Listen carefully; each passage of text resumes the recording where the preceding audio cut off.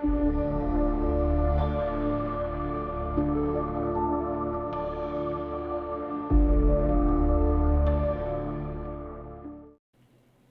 this is a guide again, and today we are going to do things a little differently. This is going to be a review of Roman Triumph. It's also going to be a showcase of two different things. Later on, you're going to see a number of different battles, how they play out. So, in the beginning, I'm going to talk more about the construction of a colony, what to think of. I did that previously on EC, but with all of the stuff like mythological beast. This one is a little bit different. And part of the review is just discussing the experience that I've had. There's also a slight mea culpa when it comes to gold. I realize that you simply just have to be aggressive, but I'm going to be dumb and say I'm right in a way, but I'm right in the sense that there's just really one strategy to get there. There are no other strategies as far as how you get gold. It's aggressiveness, build out very early on as much as you can.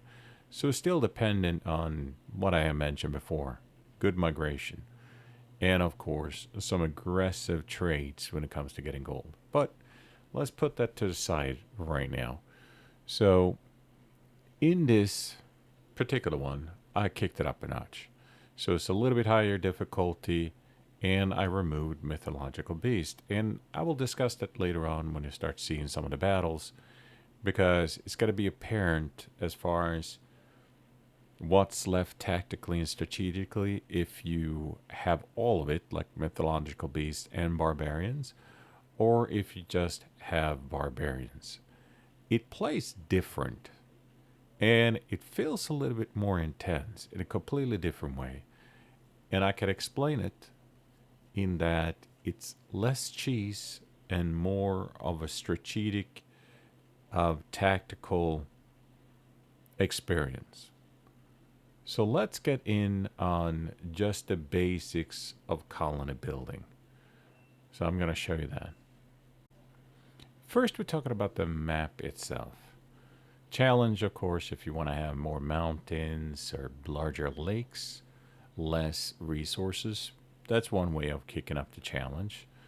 But me, I'm looking for the tactical advantage here just for this test. So in this case, we're talking about finding yourself a nice corner where you have some expansion and also not too many open areas so you can kind of corner off certain pieces of the map, which I feel is important to have a good beginning. You want to play and enjoy the game. Certainly challenges all there, and as you can see from the battles, there's still a challenge. You still have to be very aggressive in moving your defenses forward and also finding a foundation where you have enough space for you to kind of build and expand. And I was looking for having that kind of frame of mountains, so to speak. And I did find this piece on map that had kind of a bowl with a large lake, a couple of areas where I could really connect and corner off. And it actually turned out to be a pretty good experience when it comes to the map design itself. Um, I would end up really close to where I would have water for the infrastructure and a couple of good points where I could corner off the map with decent defense. And it was a little bit dicey in the beginning because I kind of had to push forward and build my defenses really far forward.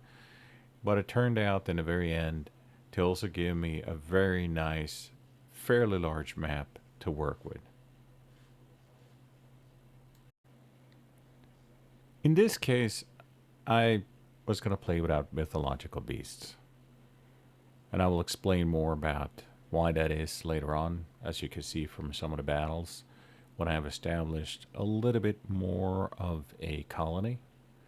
Because I'll be honest with you, the mythological beast is such a pain.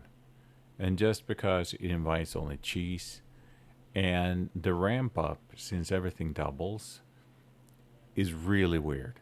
Because they were like at year 7 where you can fight like a large hydra, and year 12 where you can have 3 baby hydras and 1 big hydra. And that's just such a pain. You have to have like ballistas and Scorpios galore, and just cheese yourself as far as building up the walls so they can penetrate it through it. It's not a necessarily cool experience.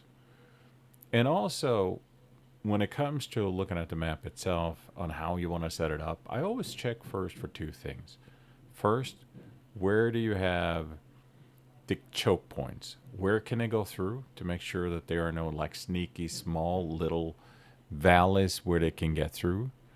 And also, what you want to have is just make sure that where you pick the piece, you also have a relatively close to a decent amount of resources.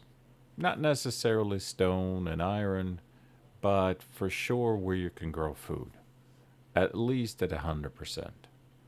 So that's pretty much what I was looking for, the choke points, and also where a good established one, because you want to have a piece of land that's open enough, and you know that there are going to be a couple of years where you're just going to have to put the foundation of your colony down before you expand it by adding pieces to it. So in this case, I just thought that that would be great. That would be close to the actual lake where I can then get an aqueduct. I don't have to pull that very far, and that also helps with, of course, grown food.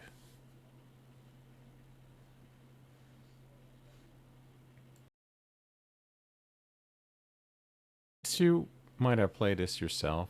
You know that the enemies will attack cyclically. So, dependent on how you have set it up, like very often, too often, or very seldom, too often, that will determine more or less when the enemy is going to attack. And it's going to happen on some kind of annual, biannual kind of basis. Um, it's just going to happen. That's just the way it is. That's the way how the game is set up right now. It's not random at all. Also, what difficulty level? Um, for example, if you start with easy, it's going to be in October of that first year. That's when it's going to be announced that they're attacking. If you're normal, it's going to be in September. And then it goes from there. And it always starts relatively low, but then doubles up. I don't know how that formula works, but sometimes it can be barbarian, sometimes this can be dragon, etc. Also, what's important is that you establish very early on and keep on building on that. Housing, obviously. You want to have food. The first thing you do is generally a hunting hut, and then after that, you start putting down something like wheat. And then when it comes to storage, you always want to have storage. You don't want to come to the point where you only really have a couple of storage units and it's very low overall and you're capped out. If the barbarians come through, and generally they will, you definitely don't want to get stuck losing most of the inventory in attack. They don't have that much hit points. So whenever you see that you're capping out, just build more storage and keep on doing that as a routine. And try to also unlock the better storage early on. Now, as far as defense, I had already determined pretty much where the choke points were, so I wanted to be very aggressive in a goal. What you can also do is first have like an inner perimeter before you start moving to the outer perimeter. It all depends on how far you want it to go. And roads, they just travel faster. It's just more efficient that way. And given that you are on a crunch, there are some key buildings that you have to have down before the first wave. As I mentioned, you want housing, always keep up on housing, storage, something to eat. You definitely want to get into brick. Brick is a seriously vital item to have. The first basic defenses, and you want to go for academia. Academia allows you to then research the things that you need. You definitely want to have all of that done before the first wave so you have the foundation to build on. Storage is just a matter of you getting the stuff and having the overage in a case that you have to do a heavy investment or, as I mentioned, something goes through and damage you. Just keep up on storage. The tiny ones are annoying. Eventually, you're going to have larger ones, so you're going to be able to store hundreds, if not thousands, of material. And that's, of course, important for when you start trading, too. Now, here's my first wave announced in September, and it's going to be 12 barbarians. They're coming from the corner. I did guess right.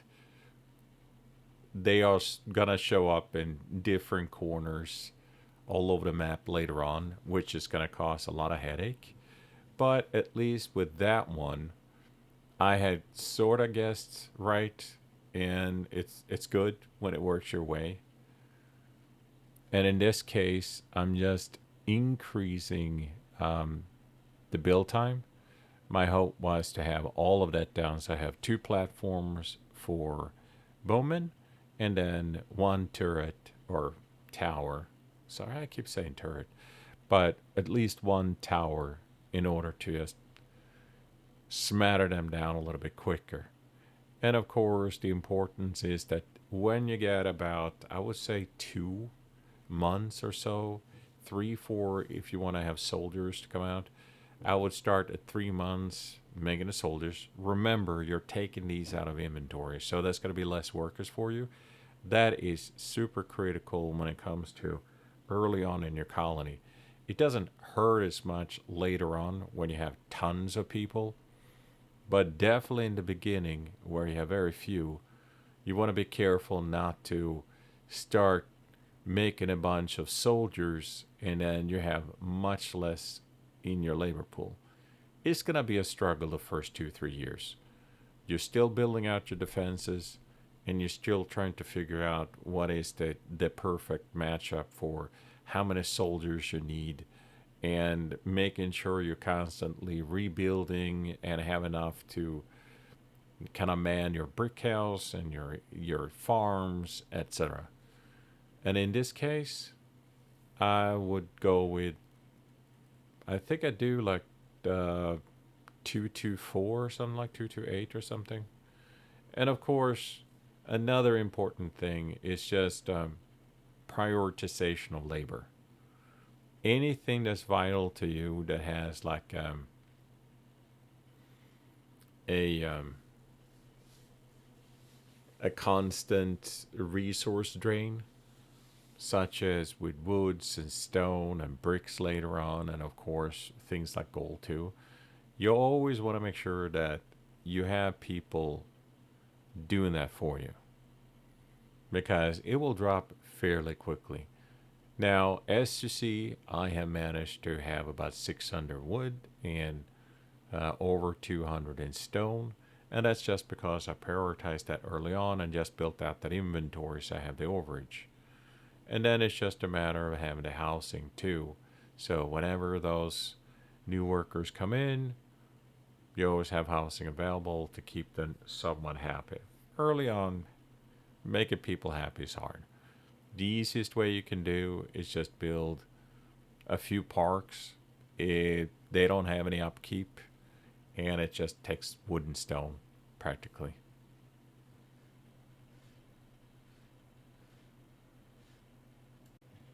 Something I think this game does well is that even though you have a lot of moving parts, a decent amount of moving parts, you have resources, like the base ones would be iron, wood, stone, etc. And then you have the refined ones that are what you manufacture out of it. And even though you have those moving parts, it's very good to be relatively. You can sort of understand how things work without making it over complicated. There are a lot of ways how you can reprioritize what is being built, what is being extracted. Right now, I'm doing a little bit cheese by running around and dancing and just hoping that the bowmen on the platform and the tower can shoot them down a little bit. Of course, there were some that ran through, which means there's a risk that you're going to destroy storage. There's not much you can do about it. You you could potentially just build more soldiers, but that's a resource drain, and now you've taken all that labor out of the pool. Yeah, there was a bunch of them that came through. That's just to be expected. The game actually wants us to build two of each, like um, I think two Gladius and two Spare. That's just not enough. It's not even on easy is it enough. You're gonna be faced with 12 to 15 barbarians. They're gonna overwhelm you. No question about that. And here I'm just trying to get back to my colony to minimize the damage. And they're way ahead of you. Now, the bowmans are faster than barbarians, just slightly, so you're not necessarily going to catch up with them, but those will usually be the first that can do it. And it always helps to set a target. So if you're chasing them, you set a target, and eventually, when they get into firing range, they will just start shooting. I do believe they do so anyways, but it's always better to target them so they would kind of stop, shoot, instead of running by them, and now all of a sudden you have your bowman within a melee range, which is not that useful. Now you do have arrows coming from your main that you set down, the base. Yeah, that torched one of my. Unfortunately, that torched some of my storage.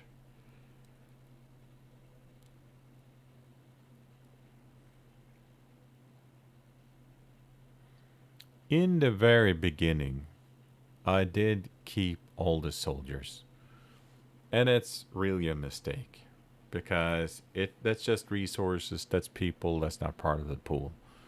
Now, almost exclusively, I just disband them right away, just to bring the workers back, so I have enough pool. And in this case, I almost have a full. I'm almost at cap. The sooner you can start with a basic trade, the better. You want to look for a decent exchange rate. You will find that on the stones and things like that. Don't try to do refined products, not early on anyway, because that's just too much extraction, too much refinement. Not that you will have like a bunch of metal or anything like that early on, because you have to unlock it. But as soon as you unlock the core, consider very strongly about doing a small trade so you can get, like in the case of that. Now, what I started doing later on, not this first trade, but I started thinking you can't really see how much you're trading or what you're trading even. It's difficult. You can certainly look at the map and see what's traveling, if it's food and whatnot. But what I did is that I started typing in, instead of making, weird Latin, I started typing in, say, like 20 stone for gold. You can see what you're getting. Like in this case, I think it was 20 gold. But you can't see what you're sending, or at least not with the amount. It would be nice if they had a statistic like that, so you could kind of keep track of it in your mind.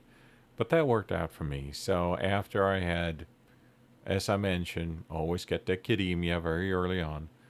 The first thing I did was the quarry. Quarry is just the best way of getting stone. Instead of having to juggle how many people you are doing the whole stone thing, you simply plop down 5 guys on a quarry, and you're getting about 30 something stone every month. And of course, be aggressive with setting up your first basic defenses. If you know that you're getting a lot of wood, then you definitely want to do that. But there was one thing that I thought of, and that is if you put a warehouse or stock pile close to where you're going to build your other defenses, they don't have to travel so far. I started thinking about that and realized that. And of course, consider trying to unlock temple as early as possible because they get really not friendly if they don't get the temple. You have to expend a lot of resources, such as throwing food at them and things like that, just to keep them happy long enough. So it should be probably be like the second or the third thing you can consider unlocking, core being the first. That just allows you to get that out as soon as possible. And also consider doing townsmen, like guards, towns guard. That is always good. Now, be wary when you look at the building. It will tell you kind of sort of how many it supports. I do believe it functions that way. So in the case of towns guards, it's 60 up to 60 people. If you don't cover for all the people, then you're still going to have accidents happen, murders, or someone stealing your stuff. And you don't want to have to go through that. So it's an early investment. Yes, it has an upkeep. It will take people. In the case, I think it is like 4 or 5. But it's still a relatively cheap upkeep. I think it's stone.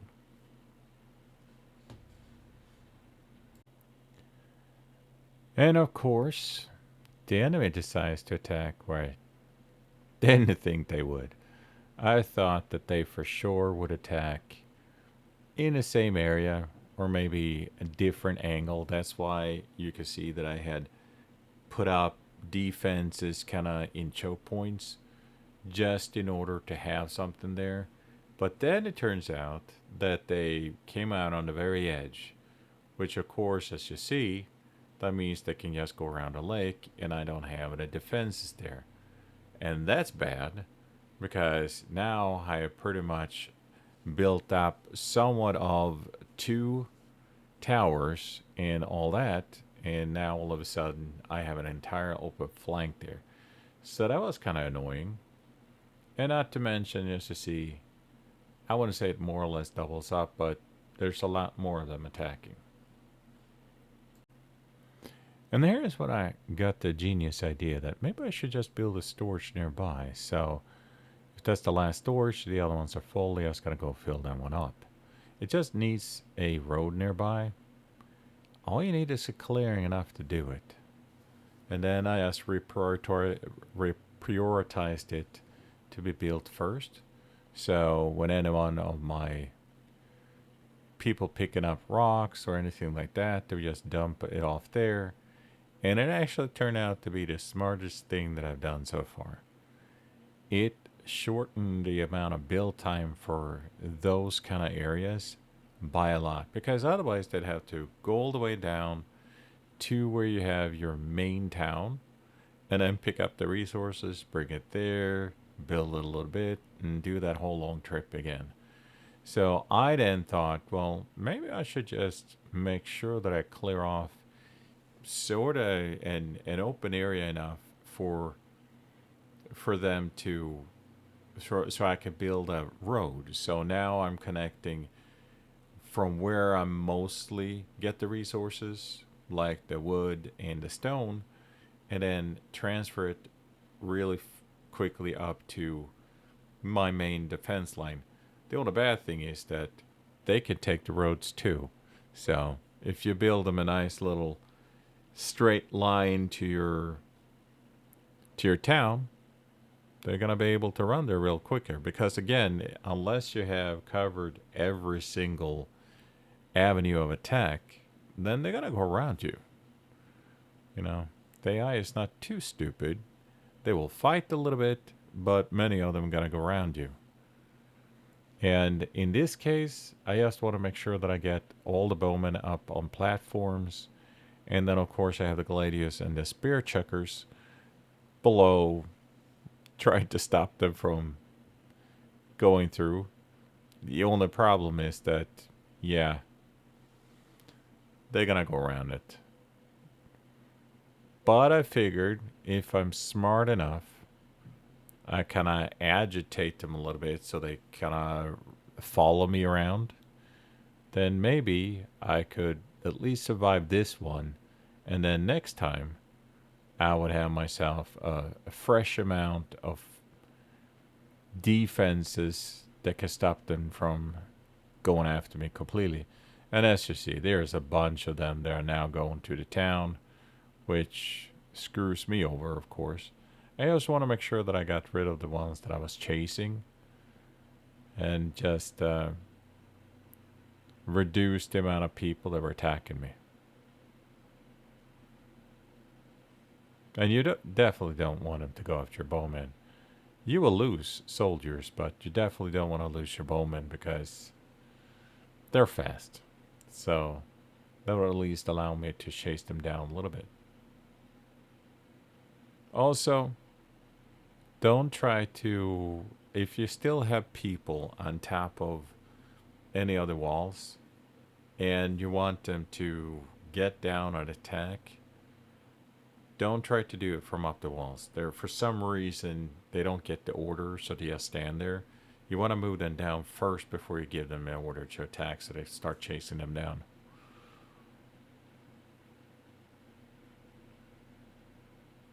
Oh yeah, they're so way ahead. At least they ignored my hunter's hut and things like that. They just want to go and destroy my storage.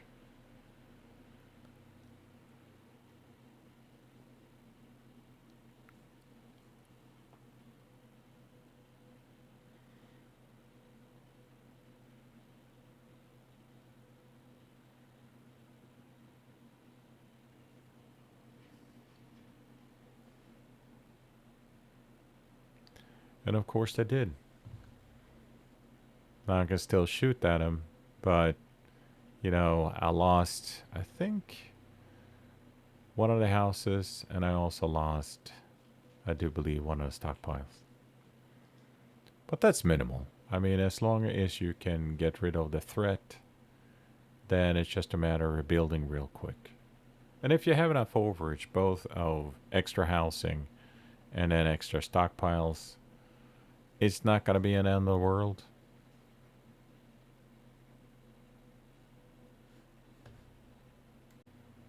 I would also suggest that for any of your towers or defenses, such as ballistas and Scorpios, etc., turn them off. So don't just disband all your soldiers so they can go back and enter the labor pool again. You definitely also want to disable all the towers. That way there's lower maintenance and cost to it. And the people that were manning all your catapult and whatnot, not catapult, but ballistas and whatever, they will then return to the labor pool too. So it's just unnecessary to have all of these active. You can always deactivate and activate them at that point. All you have to do is just click on the tower, click on the disable, activate all, or in the case later on, you might just want to activate certain areas. So you can do that too. There is pretty much an activation button. Just click and drag. These are the ones I want to activate, and you're done. Anything that has a zone around them, such as forums and taverns, you definitely want to make sure that you think about where you're placing them and where you might have more housing in the future. That way you can maximize the very location when you put it down. And you should consider doing at least a forum very early on. Tavern is questionable. It's not that the forum is free or anything, but with the tavern, it will take 25 of your food every single month. And that can be a little bit saucy. But them together with the forum makes people relatively happy. So as long as you're over the 50 barrier and closer to the 60, you're now going to be at about 100% productivity. I think it's like 63 or 64 for that.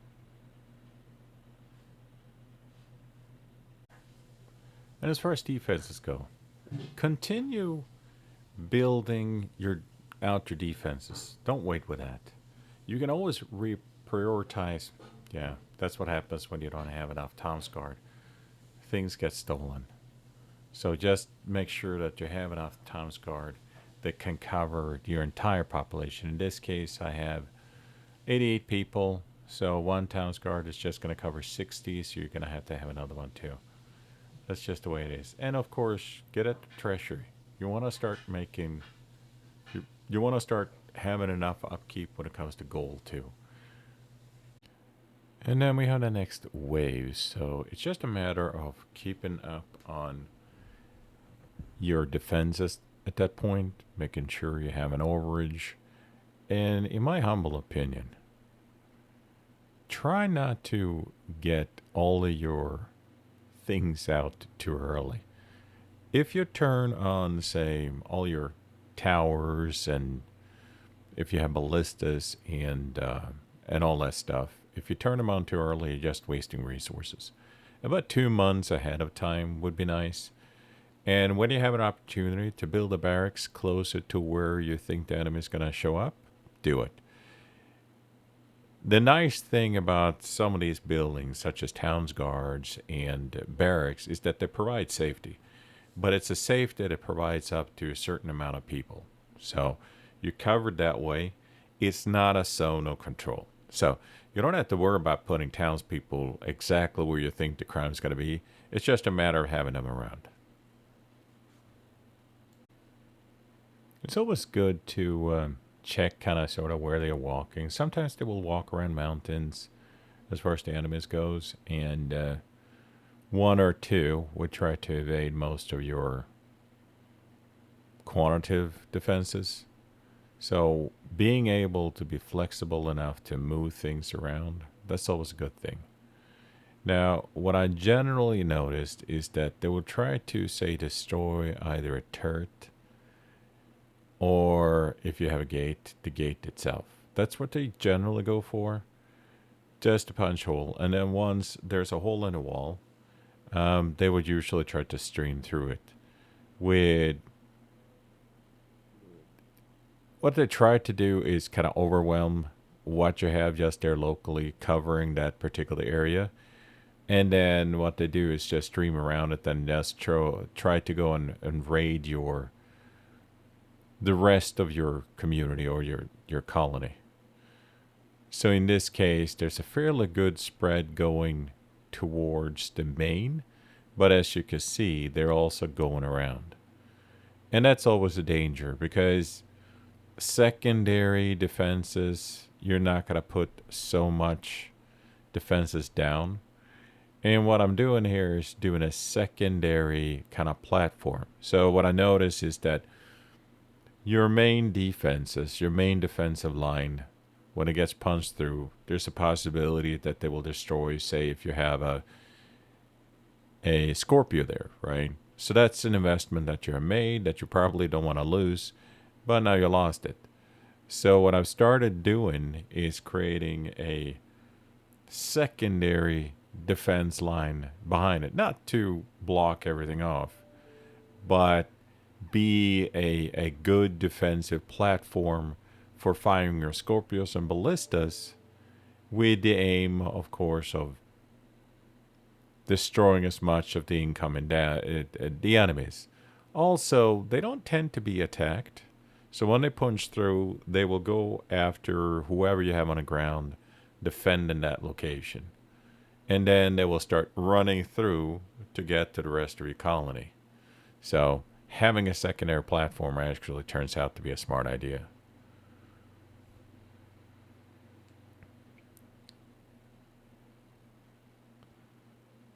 And here I'm just doing my best to get rid of the attackers. So any split off in a secondary attack group, as you see, there's more coming around. And there I am, my defensive line. Once you have defeated most of the enemies in one particular area, you can start moving them to elsewhere. In this case, I was getting a little bit nervous. I wasn't just destroying off all of those, they were punching through. So it was just one of those things where you kind of have to meet the. I don't know what those guys were going. They were suddenly walking outside. And unfortunately, as you can see, if they don't go after the soldiers that you have on the ground, some of them are going to start just running towards your colony. In this case, they went after my guys.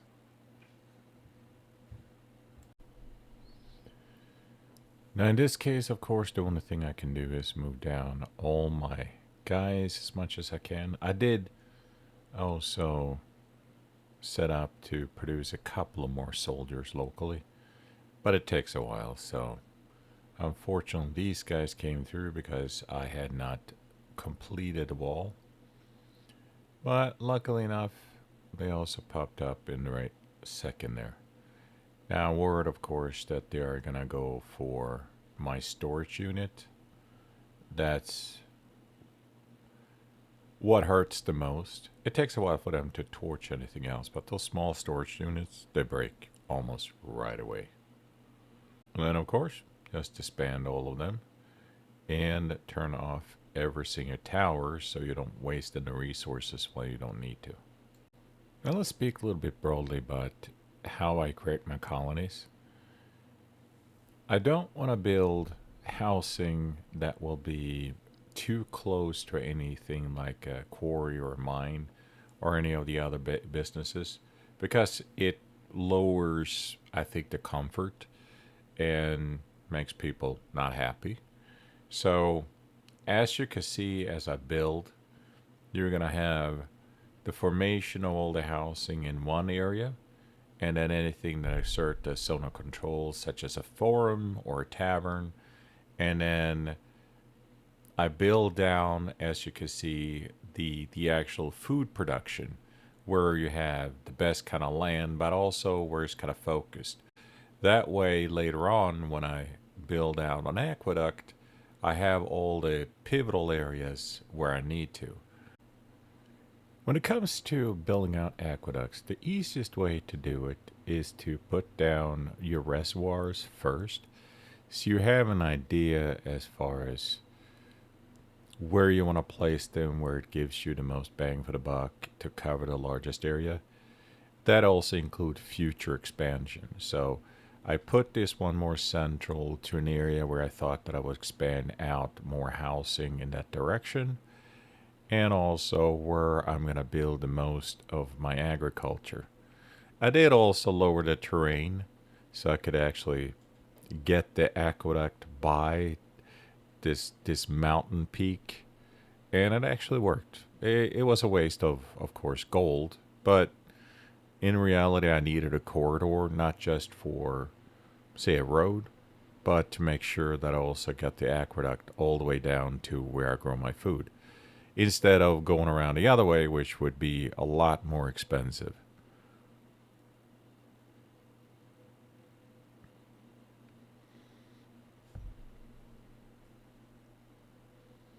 And as you can see, I kind of lowered the terrain right there. Used to be a peak. So now I only have that little hill there and the rest of the mountain peak.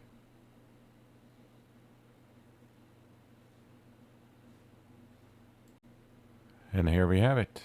A fully built out aqueduct that provides water. And of course, I was running low a little bit on brick, which is always bad. So again, you need to keep the brick economy going or things start shutting down. Luckily, I was still net positive, but I was on the lower spectrum. So I kind of had to quickly activate my workers and get my brick economy going again. This can always be a struggle, especially when you build a lot of different features. And then, of course, is a question of looking to see if you can get that good trade.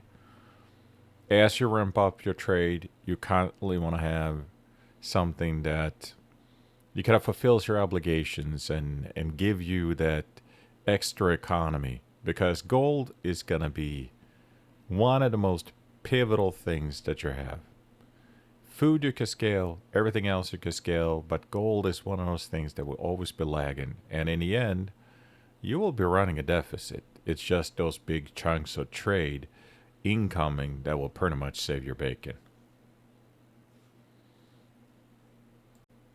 Now, for trade, I prefer one of the base resources that you have. So, wood, stone, possibly like metal.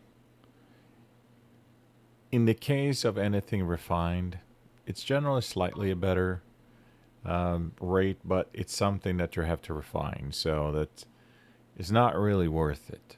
If you can get something like stone, definitely go for it. If you can get something like woods, maybe on the lower end, because that's something that you will constantly need unless you then have a ginormous pile of wood just hanging laying around. Food, I hesitate using food because it's kind of like the blood, the livelihood of your entire colony. If you produce a lot of food, yes, but there will always come cases where you have a harsh winter and it drags on, and now you're dipping down every single trade. You might be dipping down like 300 food, and that can be pretty crucial. You're going to notice later on that my aqueducts looks a little bit different, and that is because I had to re-log a save. Um, I kind of screwed up a little bit. I forgot to turn on all the towers, so the barbarians break through, and I was like, why are they not firing? And since I did it too late, then people were not manning the towers, and it was just chaos. And it happens to be that I forgot to save just before they attacked, which is one of those things. So as you can see here, it looks a little bit different. It's the same kind of route. It's just a little bit different compared to before. But as far as the build out of everything else, similar. I also unfortunately ran into running out of food. And that has to do with I set up a huge trade, and food happened to be really lucrative to trade away. And that was the biggest mistake because then I pretty much skipped scaling enough. So as you can see, right now I have a 300 gold type situation.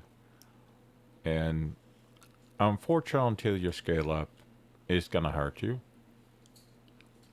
Now, luckily enough, summer kicked in, and that means more, more food, faster growing.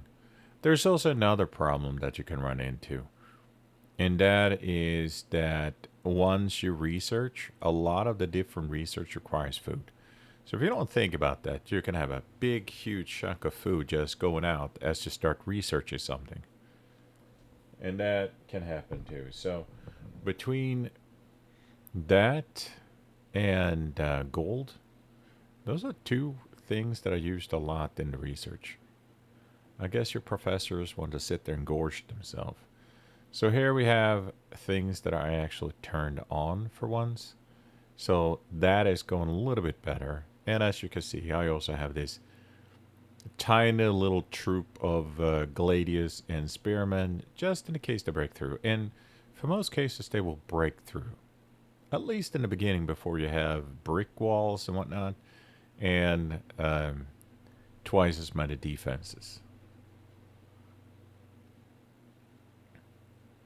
And now I'm just checking to make sure that none of the walls are being broken through. Generally, we go for a tower and a gate. But you want to make sure they're not breaking through where you have any of your bowmen standing because you want to take them down. At least they're dropping some gold, and at least they're dropping their weapons for me. I can't complain about that.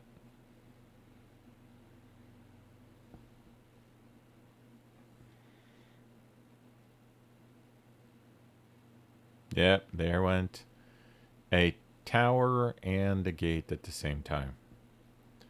Of course, there's a lot of them, so we'll see if any of them actually starts running towards the colony. Luckily, I had a decent amount of soldiers there, but unfortunately, as you can see, they are getting slaughtered. Now I just wanted to move them to the side so I can kind of cart them around a little bit, but they were already gone. So let's talk a little bit about mythological beasts. They can start showing up as early as, say, year 5 or 6. Dragons, baby hydras, and then just a few more years after that, full size hydras. And here we are at, I believe, year 9. And as you can see, I have now developed a little bit more of my colony in, I wouldn't say a slower pace, but a more methodical pace of just going into developing as much of the gold based by expanding how many colonies I can have. And of course, the defenses, I don't have to worry about necessarily unlocking a Scorpio or something like the Ballista extremely early on. So much more of my choices is to set the foundation of all the different resources that I need. I have built out more Towns Guard. I built out more security. I have more of a base for the faith-based stuff, which is the gods, to keep them happy. And I also have more resources to give them to kind of throw a party now and then, so they're continuously at least happy.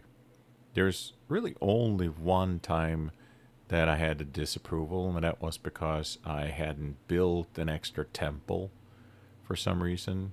And here's a failed trade. That's one of the unfortunate things that can happen. There's a lot of money that just went down the toilet. But I spent more time on this particular setup than I had at the same stage when it comes to mythological beast. When it comes to them, since they're showing up so early, you have to focus so much of your production to unlock ballistas and Scorpios as early as possible, which means a lot more aggressive trades very early on, and an entire industrial base that is focused on this particular subject. That kind of makes for just a gold rush, so to speak, where you're just hyper focused on getting those big, huge things out as soon as possible. And that's also on the detriment of everything else. In this case, I have now worked both on the industrial base, which is, metal and stone, and of course, timber, to have a much broader base for all the other resources that I need. And at the same time, also built out probably the widest, most efficient way of keeping your people happy. In the case of aqueducts, really early on, something that benefits both your food production and the happiness of your people. But also in the case of just building out a more solid base for, I would say, slower growth of gold, in the sense that you're relying more on the tax base, and you can keep taxes relatively low too for a longer period of time.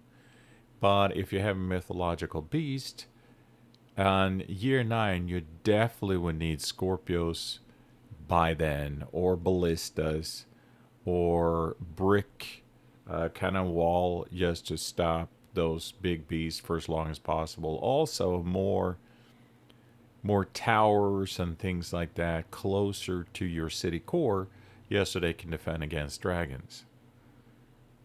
That's the major difference. You have to really make your entire colony about producing the big guns as early as possible, and you don't enjoy this micromanagement of the rest of your colony.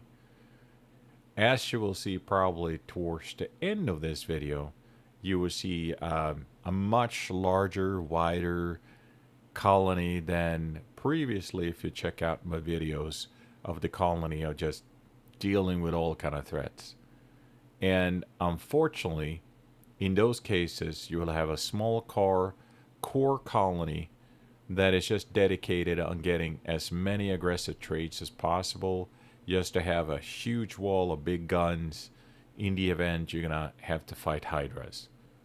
Whereas here, I'm focusing more on a multi-layered defense with you're gonna see towards the end more walls, more extensive, more brick, and at the same time, a colony that spills out all over the place, which makes for a much more fun experience.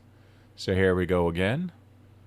We're gonna have a bunch of berserkers and barbarians, and I'm coming towards one of my main. The only bad thing is that I decided to start replacing my towers with brick towers, which is not ideal when you're 5 months from an invasion. So that's always something. But now the hordes are starting to get large enough, the barbarian hordes, for me to start considering I should really focus on getting the gold to unlock those big guns, because the hordes are just going to get bigger. And eventually you are going to have to need those big guns. Arrows themselves can't really do it. But the really funny part here is that I hadn't really unlocked any better types of ammo or anything like that that could really give me a complete destructive zone of death, because I had focused on getting those kind of layers of protection. And at the same time, as you can see now, I'm finally, and this is like this is like year 10, I think. Yeah, year 10, and I'm just now focusing on adding a couple of ballistas.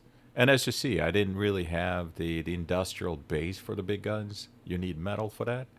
And I had just built out a couple of metal mines just in order, again, to facilitate the growth of my colony, instead of necessarily hyper focus on just worrying about an hydra. So I had a lot more fun here, that's for sure. And you can't deny the good fortune of having better fire rate as you have a horde of barbarians coming your way. As you can also see to the very north here, I am now starting to build up a secondary layer of defense in the case stuff breaks through, and unfortunately they do. And I had a feeling I needed to do something like that, because you also have the problem with barbarians just breaking through the wall and then just start running towards your colonies. So I figured it was probably a smart thing to start worrying about that too, which of course drains a lot of resources. But these are mostly wooden, so it's like wood and stone. If you have a lot of wood and stone, that's not going to be the worst thing that you can do. And just having those extra protective layers helps, until you start having brick everywhere and double walls and the smattering of ballistas and Scorpios and whatnot. Then, of course, always ensure that you have plenty of housing in a pinch, especially when you're fighting around and you have a lot of immigrants coming in, and then you disband all those soldiers. Well, if you're on the bleeding edge of running out of houses, then all those soldiers are going to need somewhere to live. Apparently, they all live in a barrack while you are, mustering them. So they're not needing a house per se, but they surely do once you disband them. And there we go. As you can see, I have built up some layers. I now have a fair decent amount of ballista, or this Scorpios.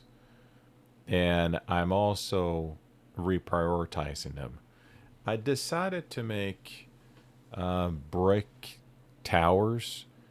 I figure it's a lot less pain for me to have them break through just a wooden wall instead of constantly having to rebuild a tower. Sometimes they still go after your towers, but the game seems to be programmed in a way that they are gonna focus more on something that's weaker. Not that a gate necessarily weaker, but it has no defense and it's a huge chunk of area to go through. So they would generally do that first.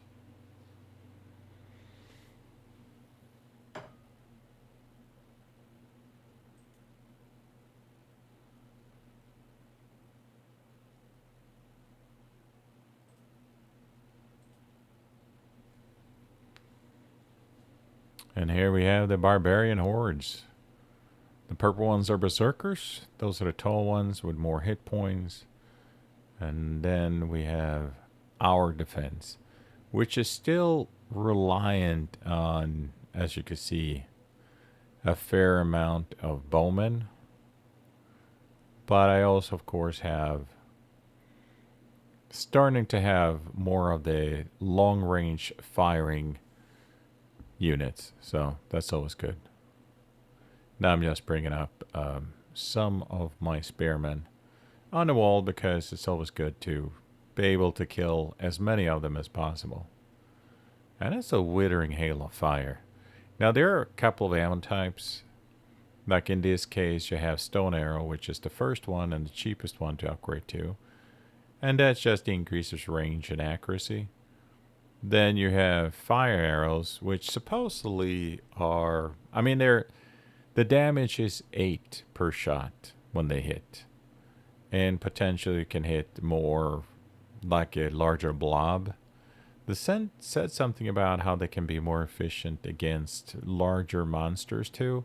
I haven't tried it out. In fact, I thought it was the opposite. You really wanted the armor piercing ones. I like the armor piercing ones because they shoot further and they're more, how should I say, they're more accurate. Whereas there's lower accuracy with the fire arrows, but they're pretty efficient. I started experiment with them. And here, as you can see, they are breaking through both the gate and one of the turrets.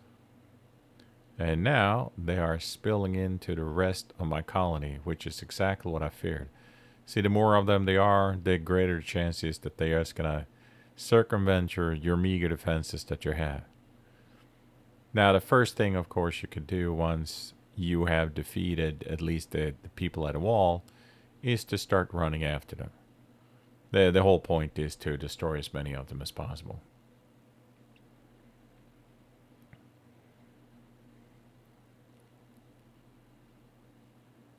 And then, of course, just quickly start repairing all the stuff that you have lost.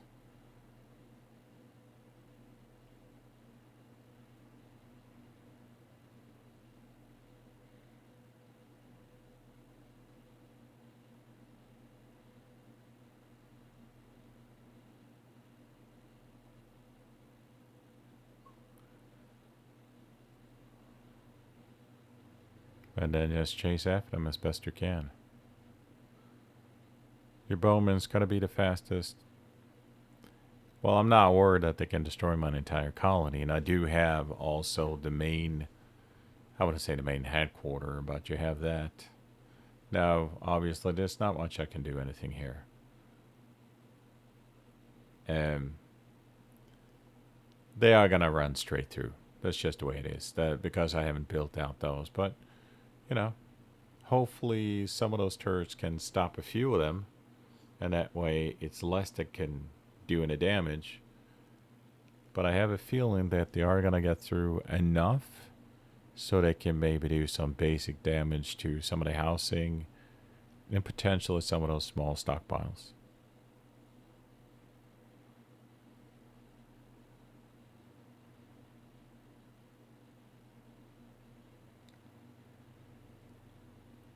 And they go straight through. They will not stop and fight you.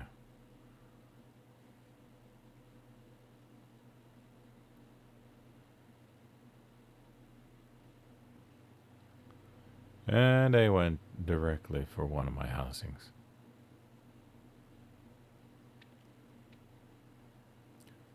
That is unfortunate. Now, the nice thing is that if you have aqueducts and you have built them out good, this one happened to be an outskirt and I don't think it was covered by an aqueduct.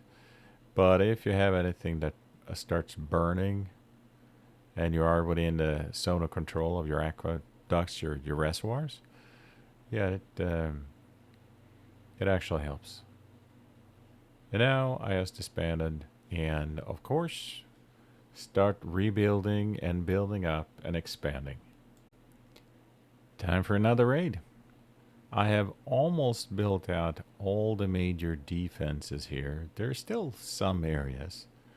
And as you can see, I have now bricked up the kind of initial waves.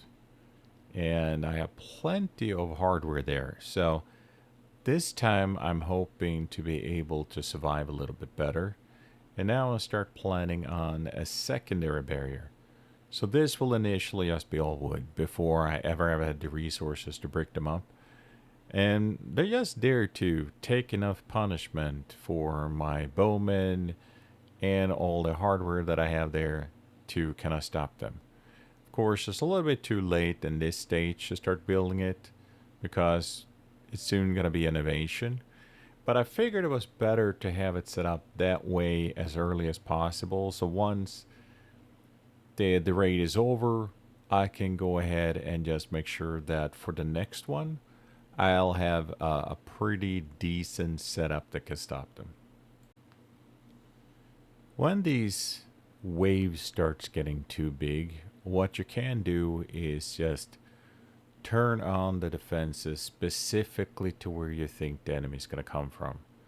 Like the top, if they come from, say, the east or anything like that. So you do have this power button feature. So if you look here in the right hand corner, there's something that looks like a toolbox. And under there's a power looking symbol, and that you can turn off and pause any of your specific buildings like these, or you can go into one of the towers and just click on enable or disable all. But if you have a lot of defenses, then of course enabling it all will choke pretty much anything else that you build. So you're going to have to reprioritize it. So you only have the most pivotal stuff. So for example, let's say you have a lot of people working in the quarry. You just have tons of people working in the quarry. That's not necessarily pivotal if you have enough. Like you see here, almost 3,000 stones. So for that period of time, you can reprioritize so you don't have anyone working in the quarry, as long as all your defenses are protected.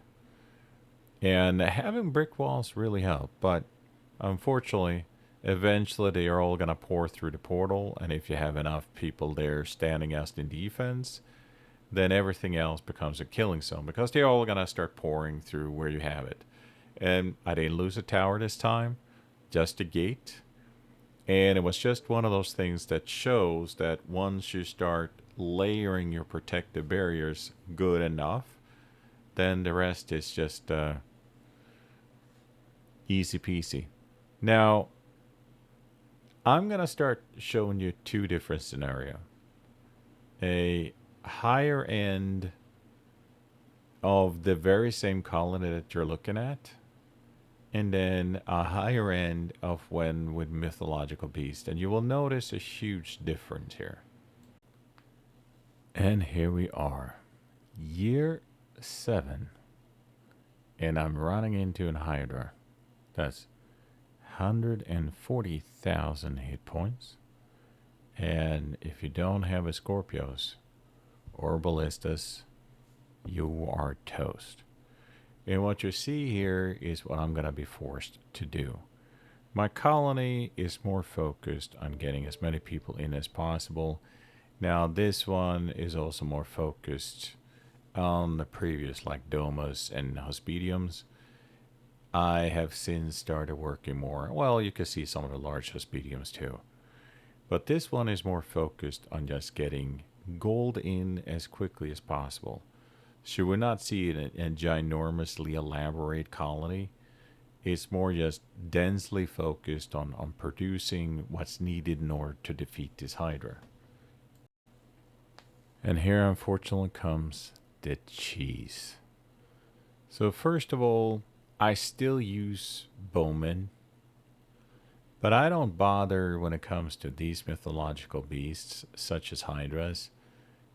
or even dragons. Or if it's just dragons and hydras, I don't even bother getting out that melee because they won't fight them. I have tried to. Anything, well, spear chuckers you can certainly because they have range damage, but bowman is all you need because they have the speed to move around, and hiders don't seem really interested in fighting them. They're just interested in breaking their stuff. Now here, of course, I need to upgrade to the better arrows or the better bolts, just because that is what hurts. Now, later on, I read that maybe fire arrows are more. So I don't know if they have armor. I think basically the hit points is the armor. Now, here's the cheese part. Barbarians, as soon as they break through something, can just run over it. It doesn't matter if you rebuild it. Hydras cannot. So the only thing you're doing here is just rebuilding every single wall to get destroyed as quickly as possible. Yes, pause, rebuild, pause, rebuild. And the reason why, if it's large enough, they will start stomping through, and then you're toast. So doing this at the range and hopefully also ensuring that they not walk through your primary wall, the one with all the goodies, will take care of the work. And then all you have to do is just sacrifice a little wood now and then in order for it to not be able to get through to your colony and stomp it to pieces. Because that's generally what happens. If they get to your colony, they will break half the colony and then walk away. In this case, I am doing some decent damage. Most of that actually comes from ballistas. So without the piercing arrow, it's about 45 per shot in damage from a Scorpio with 70. And ballista's a little bit different because without the specific ammo, they do 400 in damage. And with the reinforced bolt, they do 450. So it's not a massive jump in damage. You could do fairly well with a bunch of ballistas, but having that extra hit points that it shaves off is good enough. And what I always do in these cases is if I have Mars as a god, I will do fire rate over fire range because I just think that hitting more often, they're going to get to your walls pretty quick anyway. So you having a little bit extra range is not really going to do much. Now let's contrast that with this one that I am currently running. This is year 19. I'm about to be attacked. And as you can see, I have a fairly sprawling city. It's actually also beyond the walls of the inner defenses. And as you can see, I have plenty of double defenses. I have tons of defensive platforms.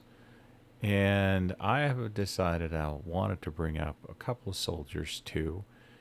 There was a couple of rounds where I didn't have much soldiers, but I realized that they could still punch through in certain areas. So I decided to just go all crazy and make sure that I had an inner ring defending the main kind of fireworks, just so they can't punch through real easily. In this case, they started coming from the east. If you look at the what's pointing up north as east, once you correct the map a little bit. So I just wanted to make sure that I had as many defenses as possible. In this case, these are tier 1 troops. I figure I don't have to waste extra resources and go in 2-tier. And that one hurt. That's, I think there was 1,000 or so gold or whatever that was.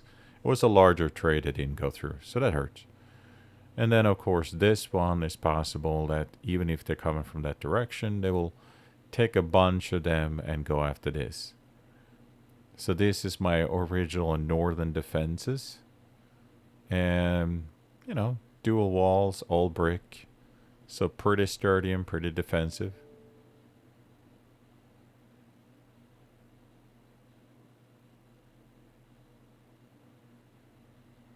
And as you can see, I also have those bigger high towers.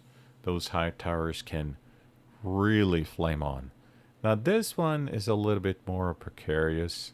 I still just have wooden there. When they started coming over and from that side, I had to really start focusing on getting something there too. But they're pretty decent. They generally don't walk all the way down there with a major horde. They will go kind of towards the closest one that fence that you have, and then some might split off. And here I'm just making sure that everything has the better arrows. And I started experiment with fire arrows too. I always thought they were pointless, but I started doing that with the frontal wall, just so they can do as much damage as possible that way. Because in general, they will destroy the whole frontal wall. They will go after weak spots and then pour through that. And here you can see the luxury residential area that I'm building beyond the wall. These are all luxury homes. The intention of those luxury homes is to kind of have an area where I get as much tax revenue as possible. And I still only have 1.5% tax rate, which is pretty good for this kind of stage. And that's because I built out a much wider base of not only residentials, but everything else. It just became more of a city rather than just one focused on one thing, taking down big threats. So over the time, I've now built up layers and layers of defenses because I didn't have to focus on just wasting resources early on. And as you can see, these are all berserkers. That means they have more hit points.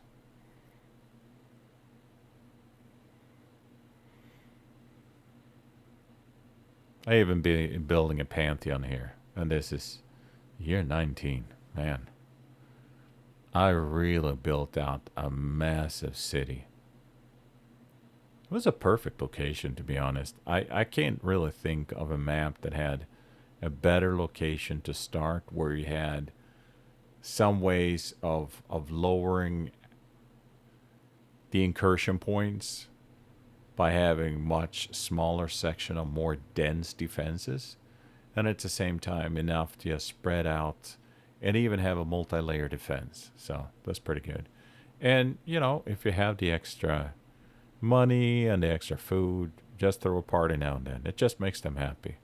Now, I wish Marsh would happy enough to just give me the extra fire rate, but you can't really time that. Many times he will do it when there's no threat around, and by the time the threat comes around, his favor is gone. Just figured I would set up a couple of bowmen here and there. And here they are at your fences. As you can see, those yellow arrows, those are all fire arrows. Everything else has the armored arrow, the reinforced arrow. And they are breaking through, but that was not a good location, so they are kind of have to break through into more pieces. And then, of course, they spread out about a third of them to come a different way. But here again, I have a bunch of fire arrows. I do have those high towers. They are just brutal. They have so much firepower. And you want to also have the reinforced arrows on those. As you can see, they broke through in a couple of areas, but they pretty much spent all their powder on trying to go for that. And now the rest of them are getting mangled by this multi-layer defense that I have over there. And they were going right for the gate. That's generally where they want to break through. But in doing so, they were smacked silly by high towers and all those ballistas and whatnot. So that's year 19 in the current, a little bit slightly harder thing that I'm playing, but just with barbarians. And I'll be honest, it was a much more enjoyable experience because I actually built out a huge city. By the time year 12 came around, it was big, it was sprawling, double layered. Compared to anything else that I have with mythological beast, where it's just a dense core, a focus on just getting gold so I can just build up those massive defenses just to cheese it anyway with a bunch of hydras. So I'll tell you what, it's far more fun to play us with Barbarian's threat. I wish Mythological Beast was just an occasional thing, either something you discover in the map, like a cave with a dragon, and you have to deal with that, than anything that have to do with just waves. It should just be an occasional threat now and then, just to test you a little bit. But when it becomes part of the annual waves of or raids, it just becomes boring because all my strategy and taxes were streamlined just to worry about those. Whereas when I was dealing with barbarians, yes, I still had a threat of them breaking through and damaging my city, but it was more solidly focused on more of an expanding an experience of the actual city as opposed to be just focused on something else. So, having said, yeah, getting that now after the raid is over is always wonderful. But you have a terrific day. You have a great life. I hope your weekends going forward is going to be awesome. I do hope everything goes your way. And as I always say, adieu until we meet again.